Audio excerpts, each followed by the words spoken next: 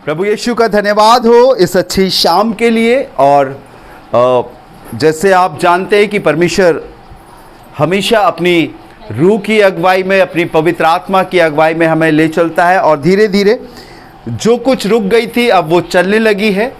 और कुछ नहीं कहें तो परमेश्वर ने अपनी अगुवाई में, अपनी रहमत में हम सबको ज़िंदगी अता करी है।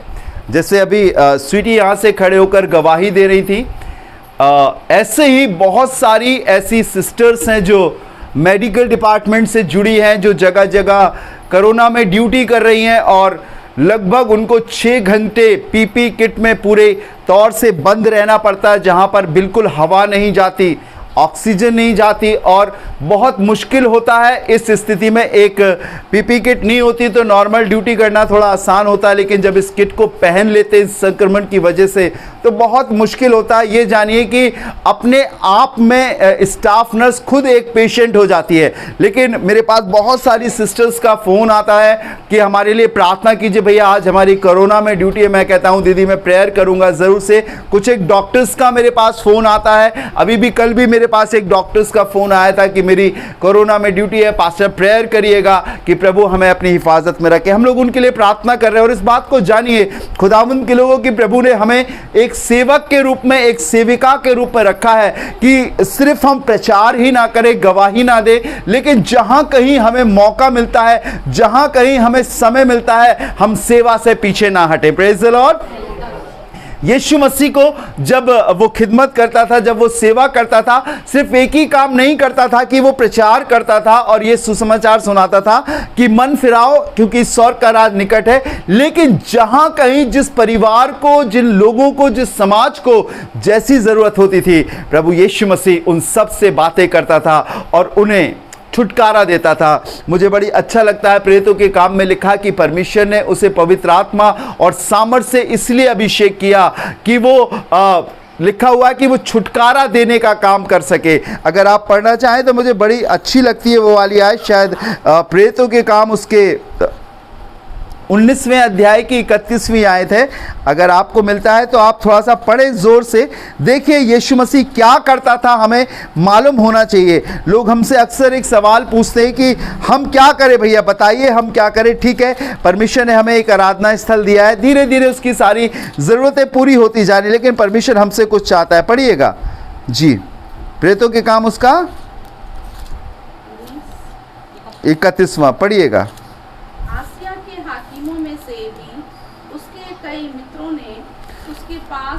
हाँ, वहाँ पर लिखा हुआ है कि परमेश्वर ने प्रभु यीशु मसीह को पवित्र आत्मा से अभिषेक किया कि वो शैतान के सताए हुओं को छुड़ाता और उन्हें चंगा करता फिरा। ठीक है ना, उन्हें चंगाई देता, उन्हें शिफा देता फिरा जो लोग शैतान के जकड़े हुए थे। इसका मतलब कि सिर्फ वो दुष्ट आत्मा ही नहीं निकाल रहा था। परमेश्वर के लोगों, एक समय की बात है, लिखा है जब वो प्रचार कर रहा था तो 3 दिन से बड़ी भीड़ उसके पीछे थी और उसने अपने चेलों से कहा कि इनके लिए खाने का इंतजाम करो। और मैं आपको बताऊं परमेश्वर के लोगों, परमेश्वर के वचन में लिखा हुआ है, चेले डर गए और घबरा गए और कहने लगे कि अगर 300 दिनार की रोटी भी शहर से लाकर खरीद कर लाई जाए तो इतने लोगों को पूरा नहीं होगा। फिर प्रभु यीशु मसीह ने उनसे एक सवाल किया, तुम्हारे पास क्या है? जो कुछ तुम्हारे पास है वो हमें दो। उसने कहा यहाँ पर एक लड़का है जिसके पास कितनी रोटी है? 5 रोटी और 2 मछली हैं। और बाइबल में लिखा हुआ है कि उसने कहा उसे मेरे पास लाओ। और यीशु मसीह ने उस रोटी को लेकर धन्यवाद करके तोड़ी और सबको दी और 5000 से अधिक की भीड़ ने खाया और 12 टोकरे बच भी गए। ऐसा ही नहीं खुदा के लोगों की वो प्रचार करता था, नहीं, वो शिफा भी मांगता था, वो शिफा भी देता था, शैतान के सताए हुओं को छुड़ाता भी था और वो रोटी भी खिलाता था। Praise the Lord. सिर्फ ऐसा ही नहीं कि वो बड़ों से प्यार करता था, नहीं, वो बच्चों से भी प्यार करता था, वो उन महिलाओं से भी प्यार करता था, जो प्रभु यीशु मसीह के पास आती थी, प्रभु यीशु के वचन को सुनती थी। बाइबल में लिखा हुआ मरियम और मार्था नाम की दो बहनें थी, और लिखा हुआ है कि मरियम यीशु के चरणों पर बैठकर उसके सुसमाचार को सुनती थी। जो खिदमत परमेश्वर ने हमें दी है वो सिर्फ ऐसी नहीं कि हम गवाही दे, वचन प्रचार करें, गीत गाएं।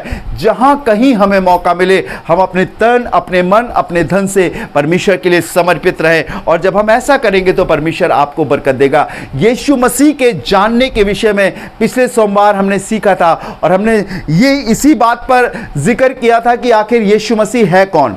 ठीक है ना, यीशु मसीह है कौन। यीशु मसीह के बारे में तो हम जानते हैं, लोगों से सुना है, लेकिन कभी हमारा और यीशु मसीह का सामना नहीं हुआ।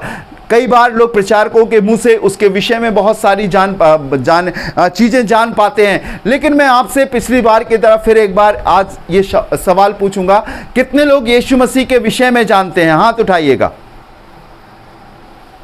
यीशु मसीह के विषय में नहीं जानते आप लोग?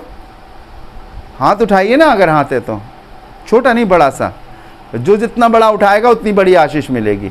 ठीक है, यीशु मसीह के विषय में जानते, लेकिन कितने लोग यीशु मसीह को जानते हैं? वो हाथ उठाइए। यीशु मसीह को जानना और यीशु मसीह के बारे में जानना ये अलग अलग चीज है। Praise the lord, praise the lord. Yeshu Masih के विषय में आप उनकी बातों को सुनकर जान पाओगे, उनके आश्चर्य कर्मों को किए जो उन्होंने किए उन्हें सुनकर जान पाओगे। लेकिन जब यीशु मसीह को जानना है तो आपके जिस्म में, आपकी आत्मा में एक बड़ा अनुभव होगा, एक बड़ा चेंज आएगा, क्योंकि यीशु मसीह के नाम से तो बहुत संस्थाएं चल रही है, यीशु मसीह के नाम से तो बड़े बड़े काम लोग उसके नाम को आगे रखकर कर रहे हैं, पैसा मंगा रहे हैं, इधर से उधर कर रहे हैं, सब कुछ कर रहे हैं, लेकिन कभी उन्होंने यीशु मसीह को जानना नहीं चाहा। उन्होंने परमेश्वर के वचन की उस आयत को तो पढ़ लिया, हे सब बोझ से दबे और परिश्रम करने वाले लोगों, मेरे पास आओ, मैं तुम्हें विश्राम दूंगा, लेकिन कभी खुद उस विश्राम का उन्होंने अनुभव नहीं किया। वो लोगों से तो छुटकारे की बात करते हैं, लेकिन खुद उन्होंने छुटकारा प्राप्त नहीं किया। उनका वक्त परमेश्वर की बातों में गुजर जाता है, लेकिन जब उनके जीवन से पूछा जाए क्या यीशु मसीह आपके अंदर है, तो नहीं है। मैं आज यीशु मसीह के बारे में नहीं, लेकिन यीशु के बारे में कि वो कौन है बताने के लिए यहां पर खड़ा हूं। उस शाम पिछले सोमवार को मैंने आपको बताया था खुदावंद के लोगों कि यीशु मसीह जब उस सामरिया के सुखार नाम गांव में कुएं पर बैठा हुआ था, तो वो औरत आई और यीशु मसीह ने उसके जीवन के विषय में सारी बातें बता दी। मैं चाहता हूं फिर से आप इसकी पढ़ने, यूहन्ना रचित सुसमाचार 4 अध्याय और उसका 10वां पद पढ़िएगा। देखिए क्या लिखा है, यूहन्ना 4:10, बहुत सुंदर आयत है परमेश्वर की। जॉन चैप्टर 4 वर्स 10, यूहन्ना 4:10। यीशु ने उत्तर दिया, हाँ यीशु ने उत्तर दिया, जी, यदि तू परमेश्वर के वरदान को जानती, परमेश्वर का वरदान, प्रेज द लॉर्ड, हालेलुया। अगर राम गोपाल भैया से पूछा जाए, राम गोपाल भैया आपके कितने बच्चे हैं, मालती दीदी आपके कितने बच्चे, तो बताएंगे कि वो इतने बेटे, इतनी बेटे, इतनी बेटियां हैं। एक वरदान परमेश्वर के कलाम में पहले पतरस की किताब में लिखा है कि जब पति पत्नी और एक दिल होकर खुदावंद से दुआ करते हैं, इसलिए खुदावंद उन्हें जोड़ा है जीवन के वरदान की आशा के लिए। उस वरदान के रूप में खुदावंद ने हमें हमारी संतानें दी हैं। लेकिन अब सुनिएगा बहुत गौर से, यीशु ने उत्तर दिया कि यदि तू परमेश्वर के वरदान को जानती, इसका मतलब परमेश्वर में से भी कुछ निकला है। परमेश्वर भी एक पवित्र परम प्रधान परमेश्वर भी पवित्र रूप में इस दुनिया में आया है। और यीशु ने उस औरत से कहा, यदि तू परमेश्वर के वरदान को जानती और ये जानती कि वो कौन है जो तुझसे कहता है कि मुझे पानी पिला, आगे, और तू उससे मांगती और वो तुझे जीवन का जल देता। हालेलुया। क्या देता?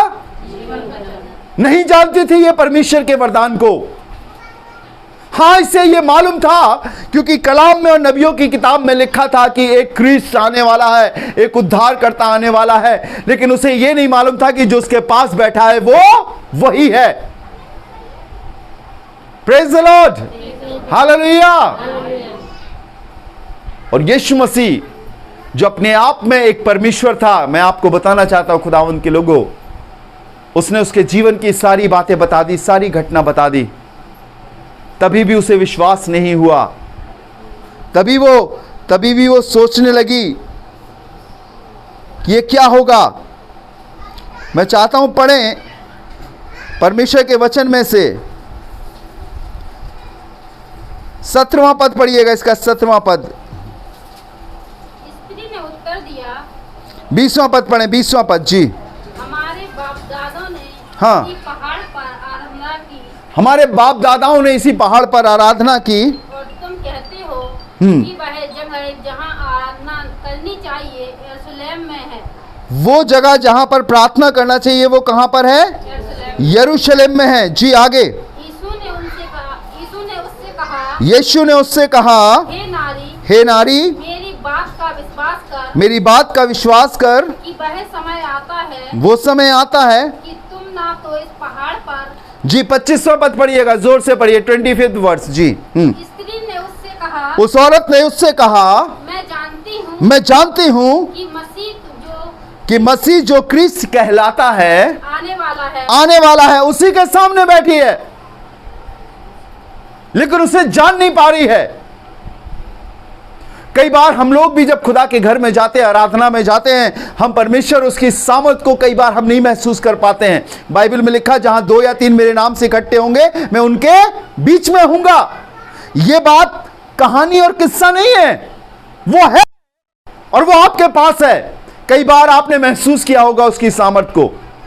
और ये स्त्री कह रही है कि किसी ने उससे कहा कि मैं जानती हूं कि मसीह जो क्रिस्त कहलाता है आने वाला है। आगे जब वो आएगा तो हमें सब बातें बता देगा।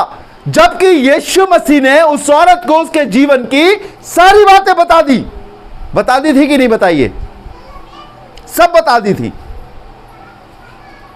परमेश्वर के लोगों, कई बार हम यीशु मसीह के पास होने के बाद भी हमारी आंखें बंद होती है, क्योंकि हमें यीशु के बारे में सुनना ज्यादा अच्छा लगता है, लेकिन यीशु को सुनना हमें बहुत पसंद नहीं आता है। क्योंकि बाइबल में लिखा हुआ है, जहां परमेश्वर है वहां पाप नहीं, और जहां पाप है वहां परमेश्वर नहीं। क्योंकि जब यीशु मसीह होगा तो कुछ बदलाव होगा, कुछ चेंजेस होंगे। ये औरत जो दोपहर के वक्त में छिपकर डरकर पानी भरने के लिए आया करती थी, मैं आपको बताना चाहता हूं प्रभु के लोगों, जब यीशु मसीह ने इसके जीवन की सारी बातें बता दी और लिखा है कि इसने कहा कि मेरे 5 पति हैं और जिसके साथ तू रह रही है अभी वो भी इसके साथ नहीं है। आगे सुनिएगा, 26वां पद, बहुत गौर से सुनिएगा। यीशु ने उससे कहा, पढ़ें। यीशु ने उससे कहा, हाँ, मैं जो तुझसे बोल रहा हूं वही हूं। Praise the Lord, hallelujah. एक दिन की बात है, एक बहन मेरे पास आई और मुझसे कहने लगी कि भैया रात में मैंने सपना देखा, और स्वप्न ऐसा था कि मानो प्रभु यीशु मसीह मेरे पास आकर बैठ गए। मैं बहुत पीड़ा में थी, बहुत दर्द में थी, मेरी बातों को कोई समझ नहीं रहा था। और जब मैं प्रार्थना करके सोई तो बीच रात में मेरी आंख खुल गई और मेरे पलंग के पास मेरा प्रभु आकर बैठ गया। और उस समय उसने मेरे सारे सवालों के जवाब दिए। और थोड़ी देर के बाद जब मेरी आंख खुली तो मुझे कुछ नहीं दिखा, लेकिन वो रात में कभी नहीं भूल सकती हूँ। हाँ, खुदा के लोगों, परमेश्वर आज भी अपने लोगों को स्वप्न के द्वारा, दर्शन के द्वारा, अपने वचन के द्वारा बातें करता है। जिससे कोई पिता अपने बच्चे का नुकसान नहीं चाहता, परमेश्वर भी कभी आपका नुकसान नहीं चाहेगा। उसको जाने वो कौन है। और इस स्त्री से यीशु मसीह ने कहा, मैं जो तुझसे बोल रहा हूं वही हूं। अगर आपको कहीं से आपके सवाल का जवाब नहीं मिल रहा है तो आज यीशु मसीह से बोलें। आप कहें, यीशु मसीह, मैंने आपसे बहुत सारी चीजें मांगी हैं।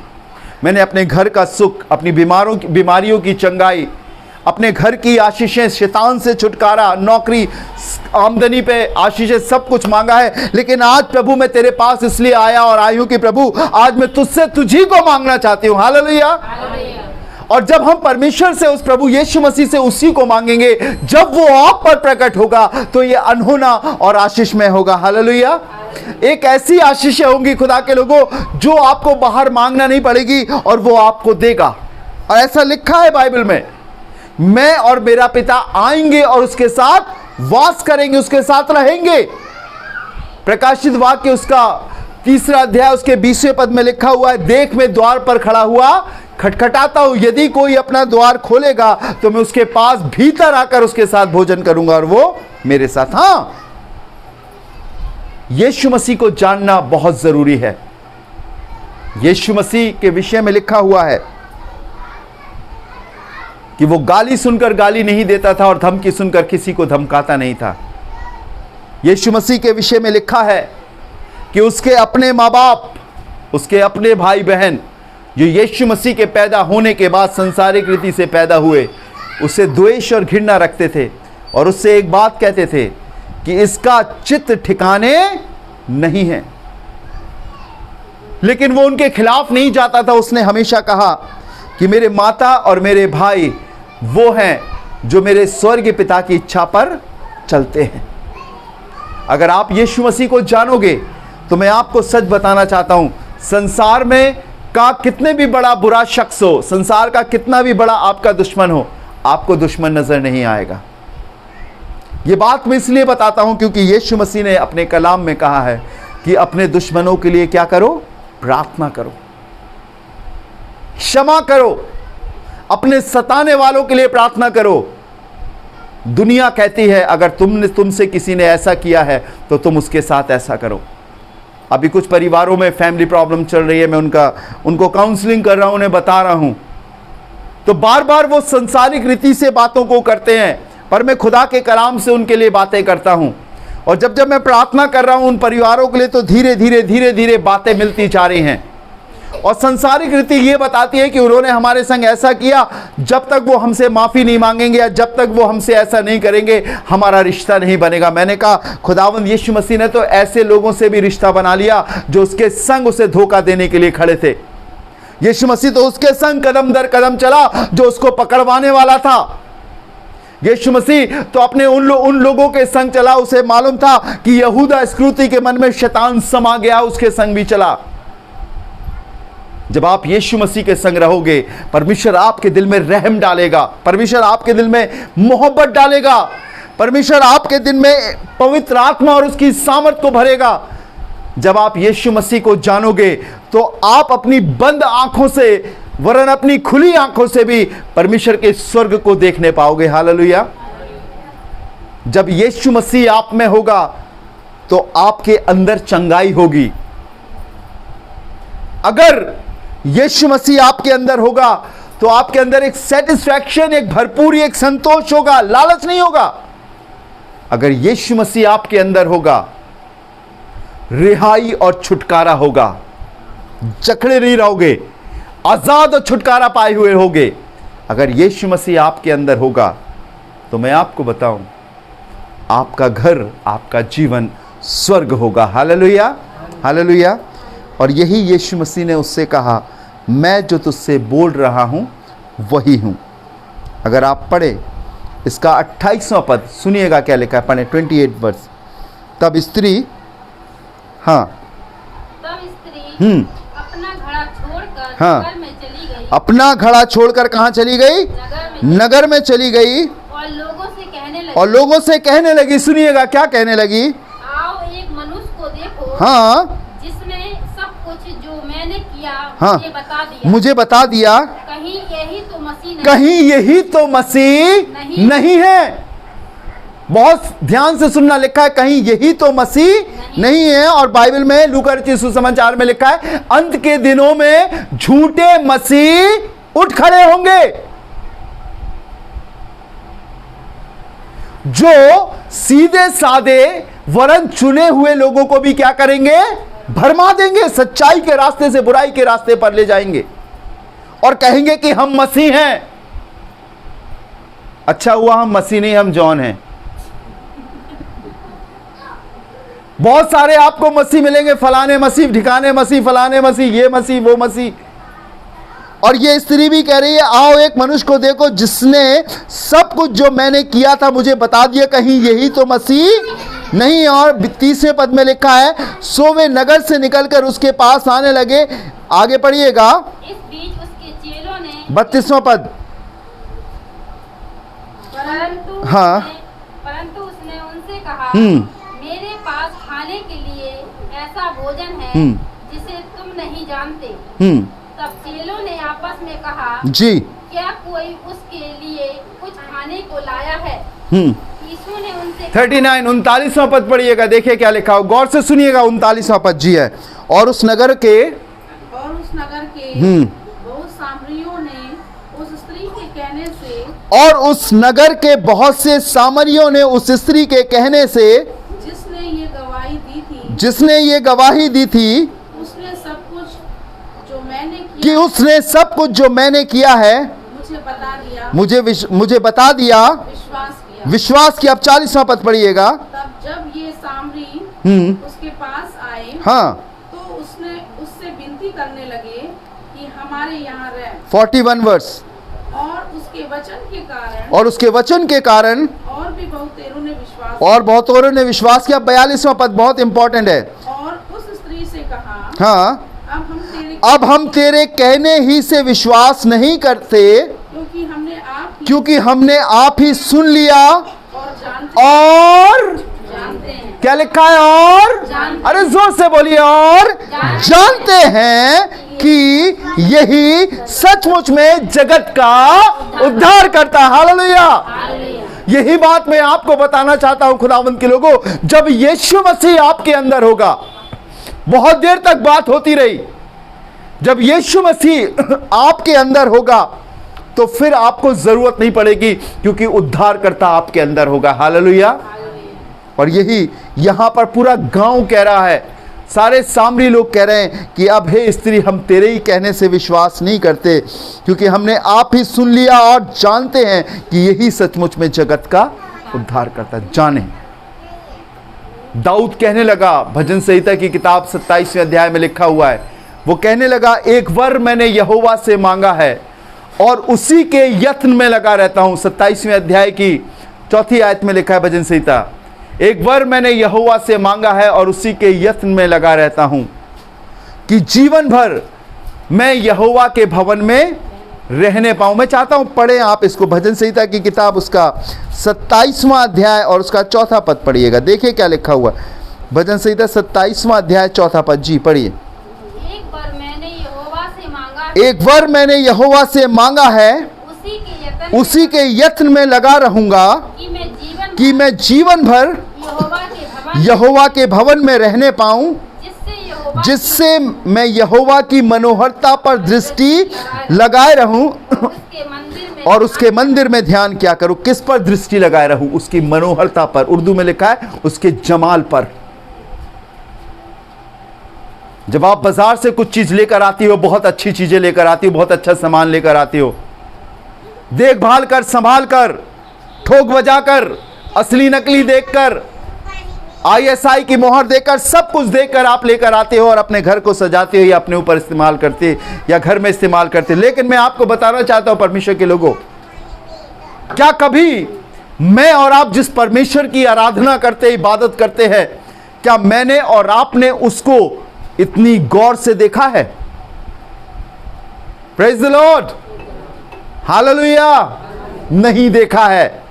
सिर्फ हमने उसकी चंगाइयां देखी है, शैतान से छुटकारा देखा है, आशीषों को देखा है, लेकिन हमने यीशु मसीह को नहीं देखा। उसके जमाल पर, उसकी मनोहरता पर हमने अभी तक निगाह नहीं करी। और इसीलिए मैं आपको बताना चाहता हूं, दाऊद खुदा के भवन में बैठ गया और कहने लगा, मैंने एक फरियाद की है, मैंने एक दुआ करी है अपने खुदावन से कि मैं उम्र भर तेरे भवन में रहूं और तेरे जमाल पर अपनी निगाहों को, तेरे मनोहरता पर अपनी दृष्टि को लगाए रहूं और तेरे मंदिर में ध्यान किया करूं। अपने आप को छूकर बोला करो, क्या मेरा यीशु मेरे जैसा है? फर्क मालूम चलेगा। अगर हम बुरे विचार या बुराइयां करने वाले या बुरी बातों को अपने मन में रखने वाले होंगे तो नहीं, यीशु मसीह मेरे जैसा नहीं होगा। बाइबल में लिखा, बुराई से ना हारो परंतु भलाई से बुराई को जीत लो। उसकी मनोहरता पर दृष्टि लगाएं। शीशे के सामने खड़े होकर प्रार्थना किया करिए, आंख खोलकर प्रार्थना किया करिए। प्रभु, जो मुझे नाक नक्श आपने अता किए हैं, तूने तो मुझे अपने समानता, अपने स्वरूप में बनाया है। प्रभु, तू मुझे भी उसी आत्मा से भर जिस आत्मा से तू भरा था। यह है परमेश्वर खुदावंद यीशु मसीह को जानना। हालेलुया। समय नहीं है, नहीं तो मैं आपको और भी बताता, लेकिन एक बात बताकर खत्म करूंगा। कुछ मत जानो, किसी को ना पहचानो, लेकिन अगर जीते जी इस उम्र में जो खुदा ने अता करी है, यीशु मसीह को जान गए, तो आपको सब कुछ मिल जाएगा। हालेलुया। यीशु ने इसी में, आप घर पर जाकर इस 4थे अध्याय को पढ़िएगा, इसी में यीशु मसीह ने उस स्त्री से कहा, जो जल मैं तुझे दूंगा वो तुझ में एक सोता बन जाएगा, और लिखा है जो अनंत जीवन के लिए उमड़ता रहेगा। वो कभी सूखने वाला सोता नहीं है। ये शारीरिक सोता जो मिट्टी से बना है, एक दिन कब्र में या मिट्टी में मिल जाएगा, लेकिन वो आत्मा का सोता जो परमात्मा का अंत है, ये अनंत जीवन के लिए उमड़ता रहेगा, परमेश्वर के पास पहुंचेगा। परमेश्वर आपको बहुत बरकत दे। आइए अपनी आंखों को बंद करेंगे, दुआ करेंगे। Thank you Jesus. हालेलुया। जीवित और सामर्थी परमेश्वर, मैं तेरा हृदय से धन्यवाद देता हूँ तेरे बेटे और बेटियों के लिए प्रभु, जो तेरा कलाम सुन रहे हैं। मैं जानता हूँ प्रभु जी, ये तेरे भूखे और प्यासे हैं। होता ये अपने घर में होते, अपनी जगहों में होते, अपने कामों में होते, लेकिन यीशु मसीह आज जब ये यहाँ नीचे तेरे चरणों में बैठकर तेरे कलाम को सुन रहे हैं, और सिर्फ इसलिए प्रभु कि ये तुझे जाने, तुझे पहचाने, तू कैसा है, तेरी मनोहरता कैसी है, तेरी सोच, तेरा चलना, तेरा जीवन कैसा है खुदावंद। आज प्रभु मैं तुझसे प्रार्थना करता हूँ, अपने लोगों पर तू प्रकट हो, अपनी सामर्थ को डाल प्रभु जी, बता उन्हें, उनके अंदर आ खुदावंद, ताकि ये तुझे जानने पाएं। प्रभु, हम किसी मनुष्य के प्रचारक नहीं हैं, हम किसी संस्था के प्रचारक नहीं हैं, या कोई हमें रुपया देकर अपने फेवर की बातें कहलवा नहीं सकता खुदावंद। हम जिंदा खुदा के कलाम के प्रचारक हैं, उस खुदावंद के जिसने हमें जीवन दिया है, उस खुदावंद के जिसने मुझ गुनहगार पर अपने रहम को किया और यहाँ उठाकर खड़ा किया। मैं उस खुदा का प्रचारक हूँ। आज प्रार्थना करता हूँ प्रभु जी, तेरे बेटे और बेटियों को ऐसा ही जीवन दे कि वो तुझे जानने पाए, पहचानने पाए, और गहराई से खुदावंद तू उनके हृदय में वास करने वाला हो सके। इन्हें बरकत देना और आगे बढ़ाना। इस परिवार पर, यहाँ बैठे तेरे बेटे और बेटियों पर तेरा आशीष का हाथ हो खुदावंद। आगे ले चल, हर कदम, हर डगर, जब उम्र बढ़ रही है, समझदारी बढ़ा, ताकि इस समझ से तुझे समझ सके कि हमारा बनाने वाला, हमारा रचयिता कैसा है खुदावंद। इन्हें आशीष देना, हर खतरों से बचाना और सुरक्षित रखना। सब कुछ आपके हाथों में सौंपते हैं खुदावंद, यीशु मसीह के नाम से मांगते हैं, आमीन। जय मसीह की।